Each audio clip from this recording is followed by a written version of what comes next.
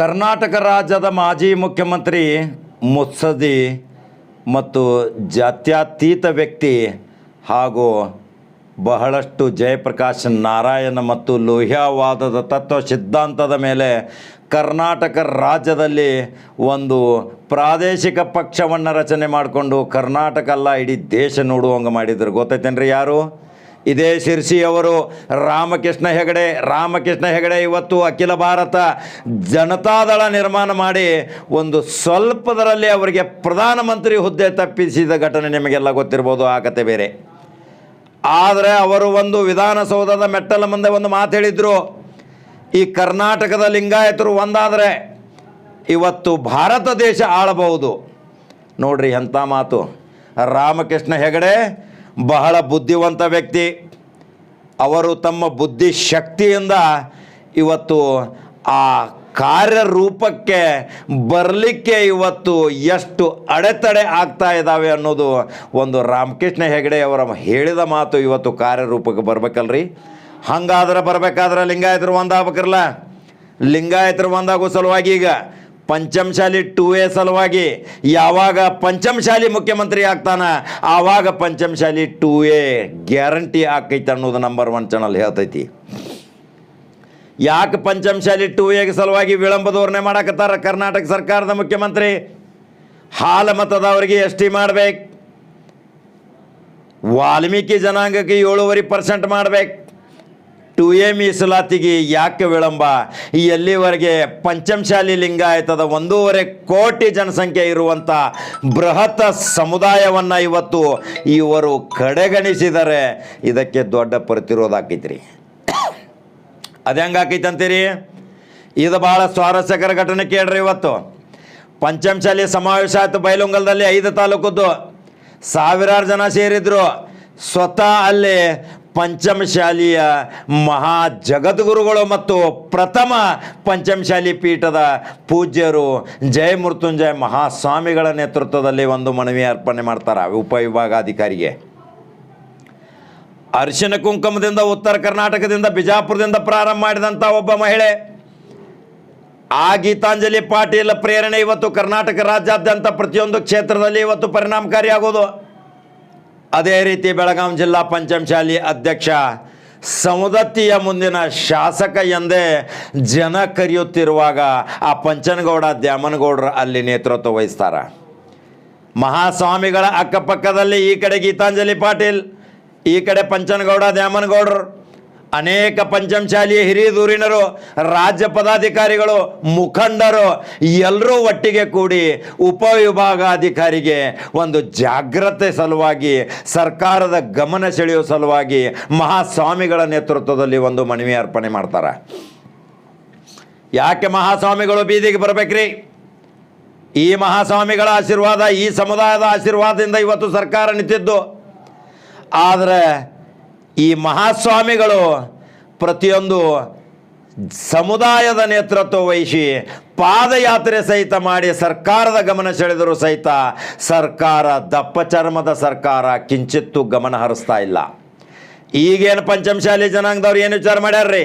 ಎಲ್ಲಿವರೆಗೆ ಪಂಚಮಶಾಲಿ ಜನಾಂಗದ ಸಿಂಹಾಸನದ ಮೇಲೆ ಮುಖ್ಯಮಂತ್ರಿ ಕೊಂಡಂಗಿಲ್ಲ ಅಲ್ಲಿಯವರೆಗೆ ಪಂಚಮಶಾಲಿಯ 2A ಮೀಸಲಾತಿ ಸಿಗೋದಿಲ್ಲ ಅನ್ನೋದು ಮನವರಿಕೆ ಮಾಡಿಕೊಂಡು ಈಗ ಪಂಚಮಶಾಲಿಯವರೇ ಮುಂದಿನ ಮುಖ್ಯಮಂತ್ರಿ ಆಗ್ತಾರೆ 2023 ಅಂತೇಳಿ ಭವಿಷ್ಯವಾಣಿ ಹೇಳ್ತಾರ. ಮಹಾಸ್ವಾಮಿಗಳ ಆಶೀರ್ವಾದ, ಸಮುದಾಯದ ಬೆಂಬಲ, ಮಕ್ಕಳ ಮುಂದಿನ ಭವಿಷ್ಯ, ಅವರಿಗೂ ಮೀಸಲಾತಿ ಸಿಗಬೇಕು.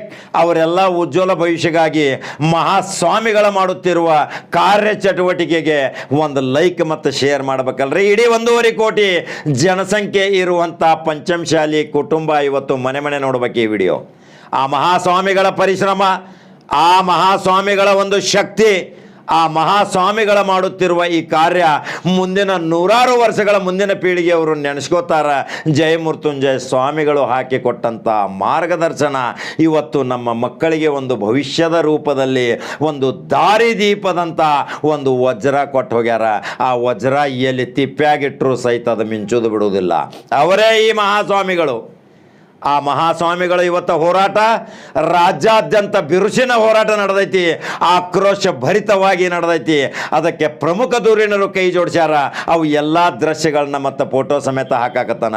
ಅದರ ಜೊತೆಗೆ ಈ ಮಹಾಸ್ವಾಮಿಗಳ ಆಶೀರ್ವಾದ ನಮಗೂ ಸಿಕ್ಕೈತಿ ಅಂದ್ರೆ ನಮಗೂ ಒಂದು ಹೆಮ್ಮೆ ಮತ್ತು ಒಂದು ಟಾನಿಕ್, ಒಂದು ಬಿಗ್ ಟಾನಿಕ್ ಅಲ್ರಿ.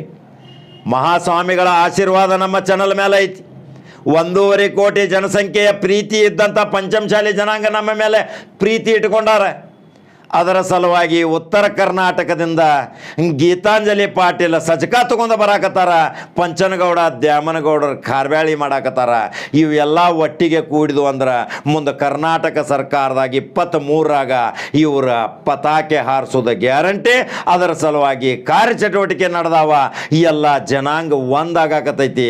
1.5 ಕೋಟಿ ಜನಸಂಖ್ಯೆ ಮುಂದಿನ 23ದಾಗ ಭವಿಷ್ಯ ಬದಲಾವಣೆ ಮಾಡುವಂಥ ಶಕ್ತಿ ಈ ಪಂಚಮಶಾಲಿ ಜನಾಂಗ ಐತಿ ಅನ್ನೋದು ಇವತ್ತು ಸಾರಾ ಸಗಟವಾಗಿ ಹೇಳಬೇಕಾಕೈತಿ. ಈ ನಿಮ್ಮ ಖಡಕ್ ಜವಾರಿ ಸುದ್ದಿ ಹೆಮ್ಮೆ ಚಾನಲ್ಗೆ ಒಂದು ಲೈಕ್ ಮತ್ತು ಶೇರ್ ಮಾಡ್ರಿ. ನಿಮ್ಮ ಪಂಚಮಶಾಲಿ ಜನಾಂಗದ ಈ ಸುದ್ದಿ ವಿಡಿಯೋ ನೋಡಿದ ತಕ್ಷಣ ನಿಮ್ಮ ಅನಿಸಿಕೆಗಳನ್ನು ನನ್ನ ಕಮೆಂಟ್ ಬಾಕ್ಸ್ನಾಗ ತಿಳಿಸ್ರಿ.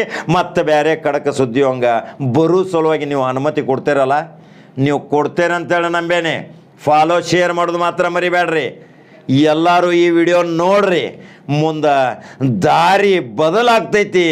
ದಿಕ್ಕು ಬದಲಿಸುವಂಥ ಶಕ್ತಿ ಈ ಪಂಚಮಶಾಲಿ ಜನಾಂಗ ಹೊಂದೈತಿ ಅನ್ನೋದು ಮನವರಿಕೆ ಮಾಡ್ಕೋಬೇಕು. ಬೊಮ್ಮಾಯಿಯವರೇ, ನಿಮ್ಮ ಕಾಲ ಇನ್ನು ಅಲ್ಪ ದಿನಗಳಲ್ಲಿ ಈ ಪಂಚಮಶಾಲಿಯ ಶಾಪ ಎಲ್ಲರೇ ಹೈತಂದ್ರೆ ಎಲ್ಲಿ ಹೋಗಿ ಬೀಳ್ತೀರಿ ಇನ್ನು ಕಾಕೋತ ನೋಡ್ರಿ.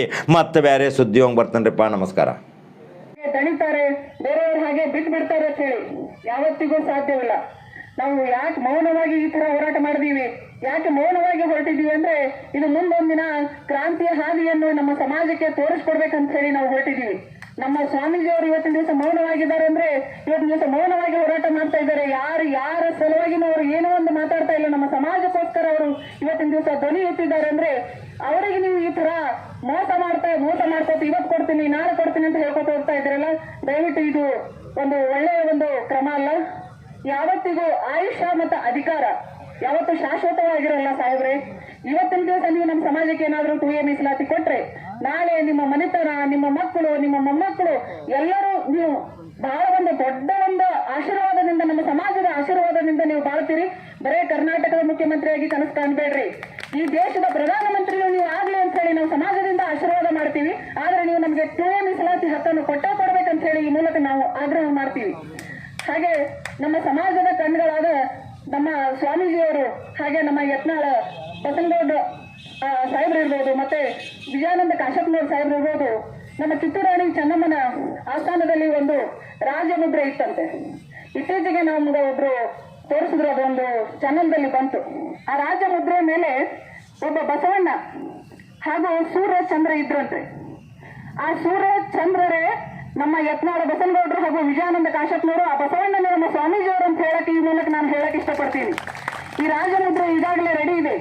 ಈ ರಾಜಮುದ್ರೆಯನ್ನು ಏನಾದರೂ ನೀವು ಹತ್ತಿಕ್ಲಿಕ್ಕೆ ಹೋದ್ರೆ ಮುಂದೆ ಬರುವಂತ ದಿನದಲ್ಲಿ ನೀವೇ ಪಶ್ಚಾತ್ತಾಪ ಪಡ್ತೀರಂತಹ ಈ ಮೂಲಕ ನಾನು ಹೇಳ್ತೀನಿ. ಇಷ್ಟು ಮಾತಾಡ್ಲಿಕ್ಕೆ ನಂಗೆ ಅವಕಾಶ ಕೊಟ್ಟಂತ ನನ್ನ ಬೈಲಹೊಂಗಲದ ಜನತೆಗೆ ನಾನು ನಮಸ್ಕಾರ ಹೇಳ್ತೀನಿ. ನಮಸ್ಕಾರ.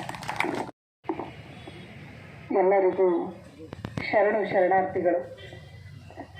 ಮೊದಲಿಗೆ ನಮ್ಮ ಸಮಾಜದ ಪ್ರಪ್ರಥಮ ಸಮಾಜದ ಗುರುಗಳಾದ ಜಯಬಸವ ಮೃತ್ಯುಂಜಯ ಸ್ವಾಮೀಜಿಯವರ ಪಾದದಲ್ಲಿ ಪಣಿಮಟ್ಟು. ಇವತ್ತಿನ ದಿವಸ ಈ ಬೈಲಹೊಂಗಲದಲ್ಲಿ ನಮ್ಮ ಸಮಾಜದ ಎಲ್ಲ ಗಣ್ಯ ಹಾಗೂ ಮುಖಂಡರುಗಳು ಇಲ್ಲಿ ಹಾಜರಿದ್ದಾರೆ. ಅವರಿಗೂ ಕೂಡ ನಾನು ನನ್ನ ಕಡೆಯಿಂದ ನಾನು ನಮಸ್ಕಾರಗಳನ್ನು ತಿಳಿಸುತ್ತೇನೆ. ಮೂಲತಃ ಮಹಾರಾಷ್ಟ್ರ ನನ್ನ ತವರು ಮನೆ.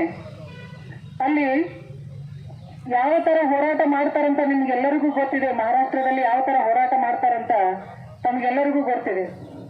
ಹಾಗೆ ನಾವು ಕರ್ನಾಟಕದಲ್ಲಿ ನಾವು ಶಾಂತಿ ಪ್ರಿಯರು. ನಾನು ಶಾಂತವಾಗಿ ನಾವು ಎಲ್ಲವನ್ನು ನೋಡ್ತಾ ಇದ್ದೀವಿ, ಕೇಳ್ತಾ ಇದ್ದೀವಿ.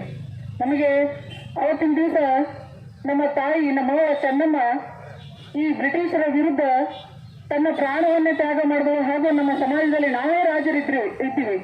ನಮ್ಮ ಕಿತ್ತೂರ ಆಸ್ಥಾನವೇ ರಾಜ್ಯದ ಆಸ್ಥಾನವಿತ್ತು. ಅಂತ ಸಮಯದಲ್ಲಿ ಅವರು ಬ್ರಿಟಿಷರ ವಿರುದ್ಧ ಹೋರಾಡಿ ಈ ಒಂದು ಭಾರತಕ್ಕೆ ಸ್ವಾತಂತ್ರ್ಯವನ್ನು ತಂದು ಕೊಡ್ಬೇಕಂತ ಹೇಳಿ ತಮ್ಮ ಪ್ರಾಣವನ್ನೇ ಅರ್ಪಿಸಿದಂತ ಕಿತ್ತೂರ ಚೆನ್ನಮ್ಮ ಇರ್ಬೋದು, ನಮ್ಮ ಸಂಗೊಳ್ಳಿ ರಾಯಣ್ಣವರು ಇರ್ಬೋದು, ತಮ್ಮ ಪ್ರಾಣವನ್ನೇ ತಮ್ಮ ಪಣಕ್ಕಿಟ್ಟು ಬ್ರಿಟಿಷರ ವಿರುದ್ಧ ಹೋರಾಟ ಮಾಡಿದ್ರು. ಅವತ್ತಿನ ದಿವಸ ಇರುವಂತ ನಮ್ಮ ಆಸ್ತಿ, ನಮ್ಮ ರಾಜ್ಯ, ನಾವು ಬ್ರಿಟಿಷರಿಗೆ ಕಪ್ಪು ಕಾಣಿಕೆಯನ್ನು ಕೊಡ್ಕೊತ ಹೋಗಿದ್ರೆ ಇವತ್ತಿನ ದಿವಸ ನಮಗೆ ಸಾಕಷ್ಟು ನಮ್ಮ ಆಸ್ತಿನೇ ನಮಗೆ ಸಾಕಷ್ಟು ಇರ್ತಿತ್ತು. ಆದ್ರೆ ನಾವು ಬ್ರಿಟಿಷರ ವಿರುದ್ಧ ಎಲ್ಲ ಈ ಭಾರತ ಜನರ ಸುಖವಾಗಿರ್ಲಿ ಅಂತೇಳಿ ನಮ್ಮ ತಾಯಿ ಕಿತ್ತೂರಾಣಿ ಚೆನ್ನಮ್ಮನವರು ಬ್ರಿಟಿಷರ ವಿರುದ್ಧ ಯಾವತ್ತಿಗೆ ಒಂದು ದಿವಸ ಹೋರಾಟ ಮಾಡಿ ಯುದ್ಧ ಮಾಡಿ ಇವತ್ತು ಭಾರತಕ್ಕೆ ಸ್ವತಂತ್ರವನ್ನು ತಂದುಕೊಟ್ಟು ನಮ್ಮ ಭಾರತೀಯರು ಎಲ್ಲರೂ ಸ್ವತಂತ್ರದಿಂದ ಬದುಕಬೇಕಂತ ಹೇಳಿ ಅವರು ಕನಸು ಕಂಡವರು. ಹೀಗಾಗಿ ಇವತ್ತಿನ ದಿವಸ ನಾವು ಪ್ರಧಾನಮಂತ್ರಿಗಳಿರ್ಬೋದು, ನಮ್ಮ ರಾಜ್ಯದ ಮುಖ್ಯಮಂತ್ರಿಗಳಿರ್ಬೋದು, ಎಲ್ಲರೂ ನಮ್ಮ ತಾಯಿ ಕಿತ್ತೂರಾಣಿ ಚೆನ್ನಮ್ಮ ಕೊಟ್ಟಂತ ಭಿಕ್ಷೆ.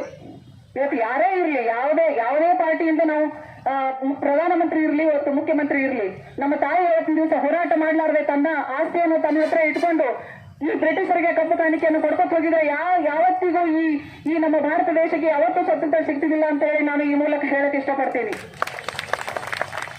ಅದಕ್ಕಾಗಿ ಈ ಮುಂದಿನ ಹೋರಾಟ, ಸಾಕಷ್ಟು ಹೋರಾಟಗಳನ್ನ ಮಾಡಿದಂತ ನಮ್ಮ ಸ್ವಾಮಿಗಳು ಇವೆಲ್ಲರೂ ಅನ್ಕೊಂಡಿರ್ಬೇಕು, ನಮ್ಮ ಸಮಾಜದವರು, ನಮ್ಮ ಸ್ವಾಮಿಗಳು ಬೇರೆಯವ್ರ ಹಾಗೆ ದಣಿತಾರೆ, ಬೇರೆಯವ್ರ ಹಾಗೆ ಬಿಟ್ಟು ಬಿಡ್ತಾರೆ ಅಂತ ಹೇಳಿ ಯಾವತ್ತಿಗೂ ಸಾಧ್ಯವಿಲ್ಲ.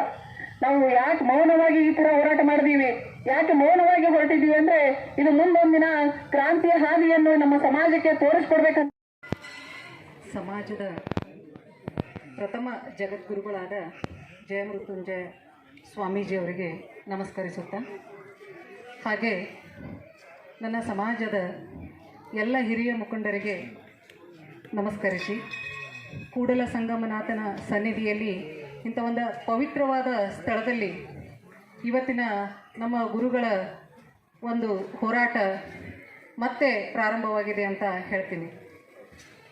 ಈ ಹೋರಾಟ ಇವತ್ತಿಗೆ ಎಲ್ಲರೂ ಕೂಡಿ ಮಾಡಬೇಕಾದಂಥ ಹೋರಾಟ ಎಲ್ಲರೂ ಕೂಡೇ ಮಾಡ್ತಾ ಬಂದಿದ್ದೀವಿ.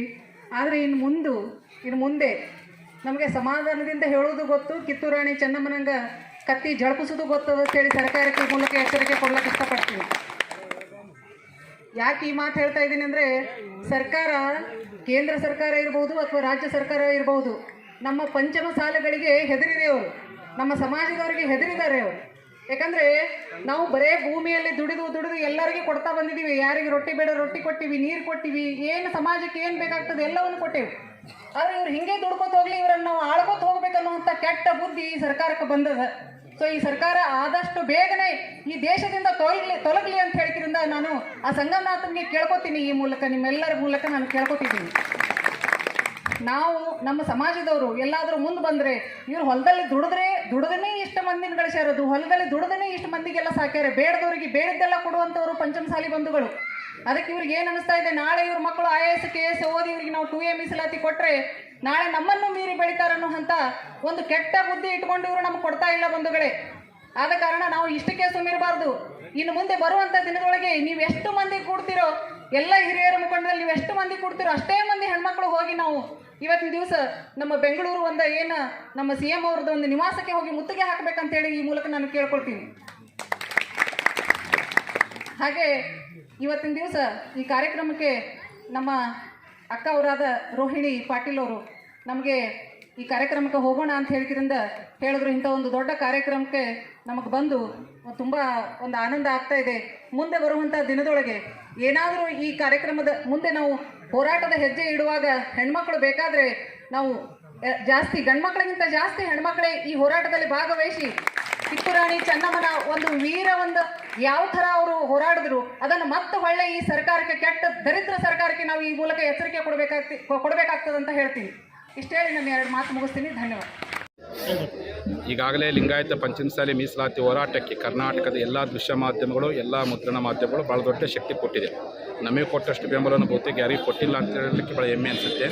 ಅದರಲ್ಲಿ ಬೆಳಗಾವಿ ಜಿಲ್ಲೆ ಇರತಕ್ಕಂಥ ನಂಬರ್ 1 ನ್ಯೂಸ್ ಚಾನಲ್ ಸಹ ನಮ್ಮ ಹೋರಾಟ ಆರಂಭವಾದಾಗಿನ ಇಲ್ಲಿಯವರೆಗೂ ಸಹ ಹಳ್ಳಿಯಿಂದ ದಿಲ್ಲಿವರೆಗೂ ನಾವು ಮಾಡುವಂಥ ಎಲ್ಲ ಹೋರಾಟಕ್ಕೆ ಬೆಂಬಲ ಕೊಡ್ತಿರ್ತಕ್ಕಂಥದ್ದು ಖಂಡಿತವಾಗಿ ನಾನು ಸ್ವಾಗತ ಮಾಡ್ತೀನಿ. ನಿಮ್ಮ ಸಹಕಾರ ನಿರಂತರವಾಗಿರಲಿ ಸೈಯದ್ ಅವರೇ. ಇದೇ ರೀತಿಯಾಗಿ ಈ ಸಮಾಜದ ಮಣ್ಣಿನ ಮಕ್ಕಳ ಈ ನ್ಯಾಯಯುತ ಹೋರಾಟಕ್ಕೆ ನಿಮ್ಮ ನ್ಯೂಸ್ ಚಾನಲ್ ಬೆಂಬಲ ನಿರಂತರ ಉಳಿದವರು ಯಾವ ರೀತಿ ಬೆಂಬಲ ಕೊಡಕತ್ತಾರೆ ಅದೇ ಬೆಂಬಲ ನಿಮ್ಮ ಮುಖಾಂತರ ನಿರಂತರ ಇರಲಿ ಅಂತೇಳಿ ಈ ಸಂದರ್ಭದಲ್ಲಿ ನಿಮ್ಮ ನ್ಯೂಸ್ ಚಾನಲ್ಗೆ ನಾವು ಶುಭವನ್ನು ಹಾರೈಸ್ತೀವಿ. ಶರಣ.